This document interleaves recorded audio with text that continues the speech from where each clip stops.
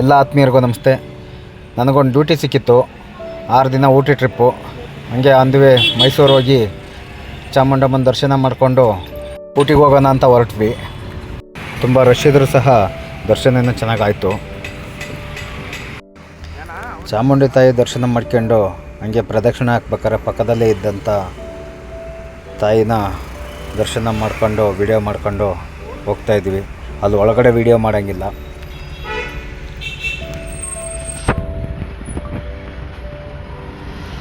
ವಿಶೇಷ ದರ್ಶನಕ್ಕೆ ಹೋದಾಗಲೇ ಇಷ್ಟು ಕ್ಯೂ ಇತ್ತು. ಇನ್ನು ಉಚಿತ ಪ್ರವೇಶಕ್ಕೆ ತುಂಬಾ ಕ್ಯೂ ಇತ್ತು.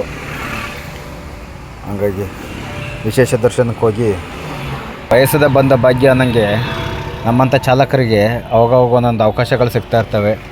ಕಸ್ಟಮರು VIP ಟಿಕೆಟ್ ತಗೊಂಡ್ರು ಅಲ್ಲಿ ಅವ್ರನ್ನ ಕಳ್ಸೋಕ್ಕೆ ಅಂತ ನಾವು ಹೋದಾಗ ಹಾಗೆ ಕಸ್ಟಮರ್ ಜೊತೆ ಹೋಗಿ ಚಾಮುಂಡಮ್ಮನ ದರ್ಶನನ ಮುಗಿಸಿ ಅಲ್ಲೇ ಇದ್ದ ಮಹಾಬಲೇಶ್ವರ ಸ್ವಾಮಿನ ದರ್ಶನ ಮಾಡಿಕೊಂಡು ಹೊರಟ್ವಿ.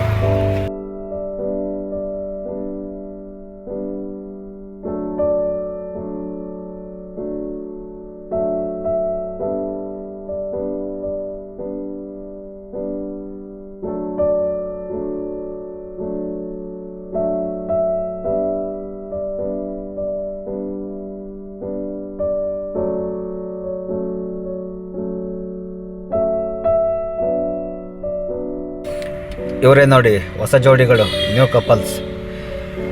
ಚಾಮುಂಡಿ ತಾಯಿ ದರ್ಶನ ಮಾಡ್ಕೊಂಡು ಮೈಸೂರು ವ್ಯೂ ಪಾಯಿಂಟ್ ಎಲ್ಲ ನೋಡ್ಕೊಂಡು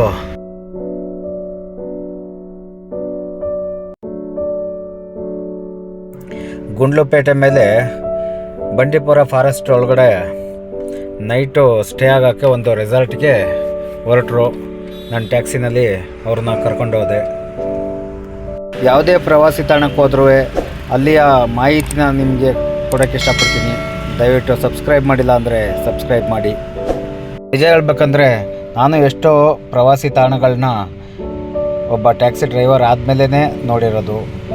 ದಯವಿಟ್ಟು ನೋಡದೇ ಇರೋರು ನೋಡಿ.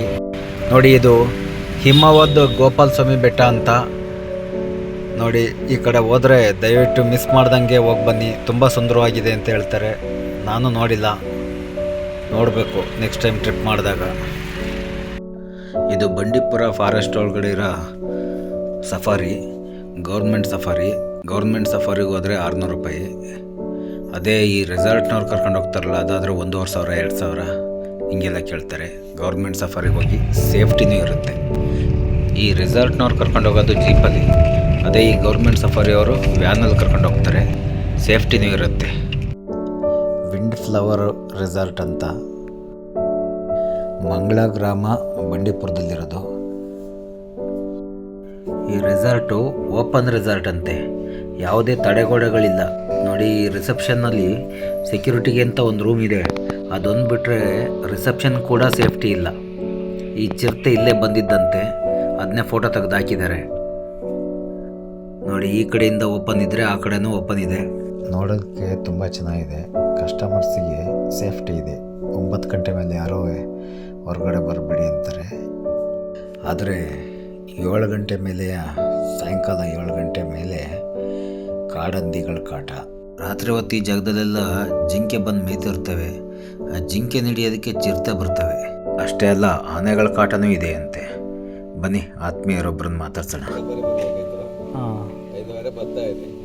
ನಾನು ಬರ್ತಾ ಇದ್ದೀನಿ, ಮುಂದೆ ಆನೆ ನಡ್ಕೊಂಡು ಬರ್ತಾ ಅದ ರೋಡಲ್ಲಿ ಈ ಕಡೆಗೆ ಇಲ್ಲೇ ಹೋಯ್ತು ಗೇಟ್ ಮುಂದ್ಗಡೆ.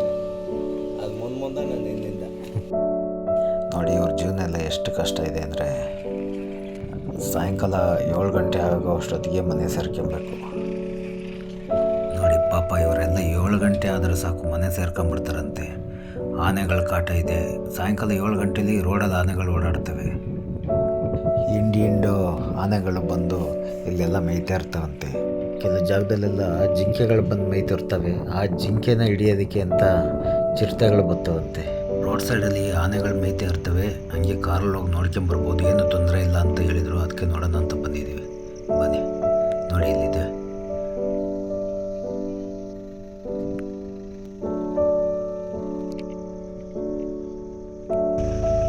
ನೋಡಿ ಗಜರಾಜನ ಏನು ರಾಜ ಗಾಂಭೀರ್ಯದಿಂದ ನಡೀತಾ ಇದೆ. ಮುಂದಿನ ವಿಡಿಯೋದಲ್ಲಿ ಸಿಗೋಣ. ಈ ಚಾನಲ್ನ ಸಬ್ಸ್ಕ್ರೈಬ್ ಮಾಡಿಲ್ಲ ಅಂದರೆ ದಯವಿಟ್ಟು ಸಬ್ಸ್ಕ್ರೈಬ್ ಮಾಡಿ.